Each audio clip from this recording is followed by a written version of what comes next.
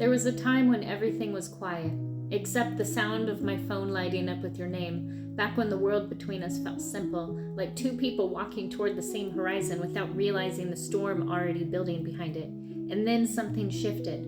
Not loudly, not with the door being slammed shut, but with the strange silence of being blocked. Your name disappeared from places it had always lived, like someone quietly removing photographs from the walls of a house while the other person was still inside it. And I remember thinking that can't be real. Because the strange part was this: you would disappear from my phone, but not from my life.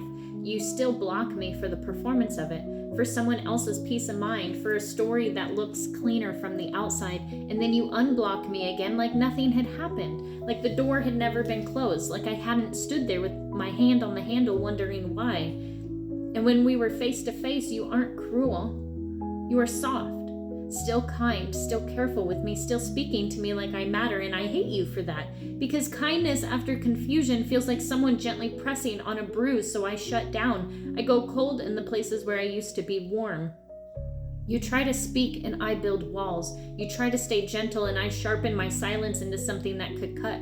I was so angry. Angry at the disappearing acts, angry at the theater of it all, angry at the way our conversations kept being erased like they never existed, block, unblock, delete, over and over, like someone trying to wipe away fingerprints from a life that had already happened. And sometimes now, when the quiet stretch is too long, I think about these moments and I question when you are still trying to be careful with me.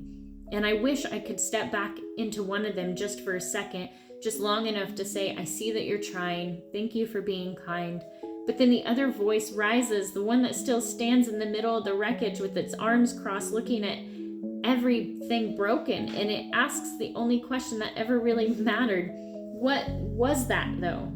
What was all of that? Why do we keep putting up this act of pretending there's nothing going on still? The disappearing, the pretending, the erasing, the love that is there but is hidden like something you have to keep sweeping under the rug, because part of me misses you in a way that aches quietly in the corners of ordinary days, and obviously you do too. And another part of me still stands in the doorway of these moments, looking straight at you with tears and fire mixed together and whispering, I might forgive the coldness in my voice, but I still don't understand yours.